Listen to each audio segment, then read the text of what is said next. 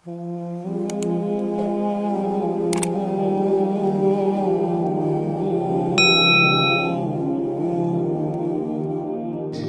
جهل شروع شو یو کس په مکه کې تیارو چې را پاسه زو نو د مکې چې څومره سردارانو دا ټول د ابو جهل سر را روان شو سوا د ابو لهب نه د نبی اسلام چې کم ترو هغه د صد عذر د وجه نه پاتې شو او په خپل ځای باندې د ابو جهل روري را روان کو ابو جهل روري هغه ته ورکه زما په ځای ته لاړ شه او په ابو جهل په رور باندې د اصل کې 4000 درهم قرضه وا د ابو لهب په قرضه وا نو د ابو جهل رور ورته انکار هم نشي کولای ځکه قرضدار و نه هغه را روان شو په خپل ځای دی ولګو دویم امیه ابن خلف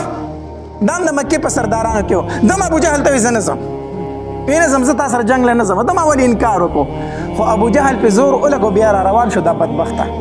کنه اول انکار کړو او د انکار وجه دا وکنه چې د امیه ابن خلف دا سعد ابن معاذ رضی الله تعالی سره دوستی ورور ولی و دا سعد ابن معاذ رضی الله تعالی د مدینه منورې دی نو د امیه ابن خلف د سعد ابن معاذ رضی الله تعالی سره ورور ولی و دوستی و نو چې کله به دا امیه ابن خلف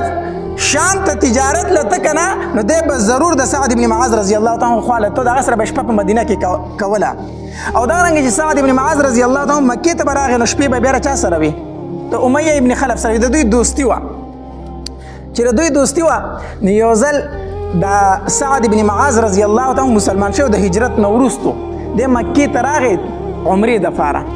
نو چې عمرې دپاره راغی نو د شپه د چا سره وکړه د امیه ابن خلف سره شپه وکړه د سره شپه وکړه نو د امیه ابن خلف ته بیا وی ما طواف له داسې ټایم کې بوزه کنه چې په حرم کې څوک نه چې زه ځان له په آزاد زړه باندې طواف وکړم دویم دا خلک مینی نه ځکه دوی ته پته چې دا مسلمان دی نو بیا به راته تکلیف را رسي په دې ټایم کې مې حرم ته بوزه چې هلته څوک نه نو د امیه ابن خلف ورته وی ټیک ده اوس دی کافر دی امیه ابن خلف او سعد ابن معاذ رضی څه شوی دی مسلمان شوی غرور ولی و دوستی و نو په غرمه ټایم کې دی بوستو په غرمه ټایم کې نو غرمه ټایم کې دی سعد ابن معاذ رضی الله تعالی د خانه کعبه نه طواف کو نو په دغه غرمه ټایم کې ابو جهل راغی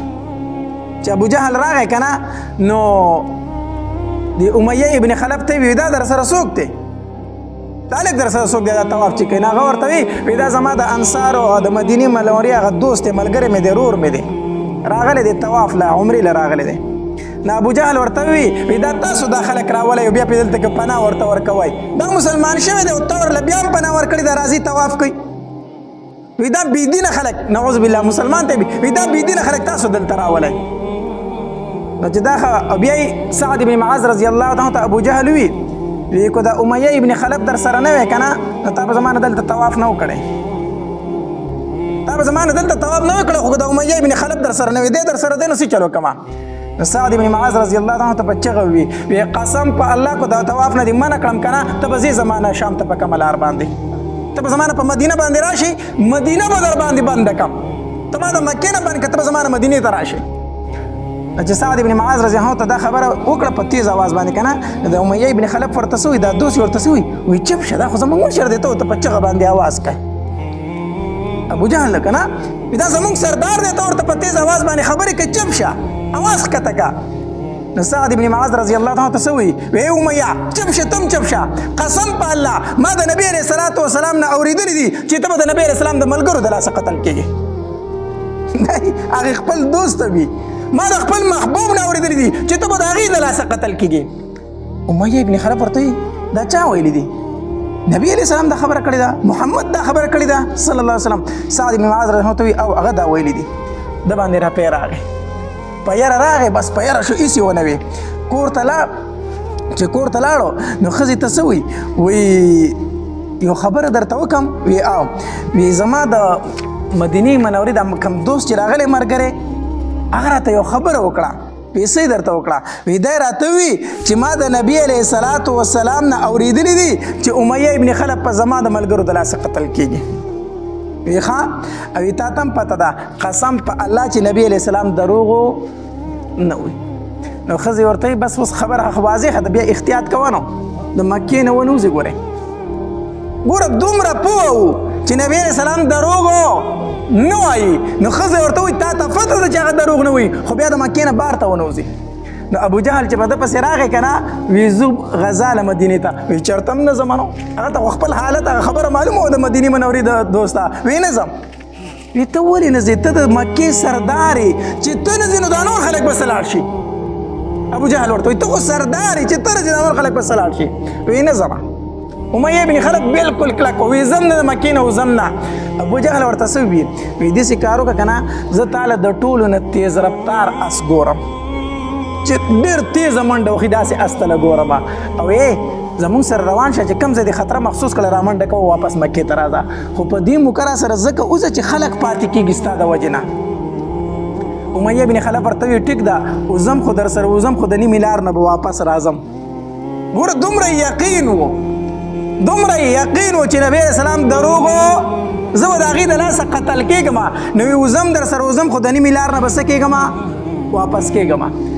چې ټیک د ابوجهل ورته ویل د مړه د لارې نه واپس راځه خو اوس را سره ملګری شه نو کور ته راغی ښځې ته وی زما سامان مامان تیار که زه وځم ښځې ورته وی د هغې انصاري هغې رور د هغې انصاري دوست او وروره خبره دې هېره ده سعد ابن معاذ درته څه ویلي وه خبره دې هېره ده وی نه هېره مې نه ده خو زه در کومې جهاد له ځم زه کومې جنګ له ځم نو زه د کومې جنګ له ځم زه خو صرف د مکې نه وځم او د لارې نه واپس را تښتم خو چې دا خلک صرف وباسم د مکې نه زما د وجې نه خلک پاتې کېږي چې دوی وباسم زه واپس راځم زه در کومې ځمه ښځې ورته وي ټیک ده خو ګورې لاړ نه شي بس دی روان شو چې روان شو کوم ځای کې به چې دوی پړاو اچو د به خاص د ځان خوا ته تړو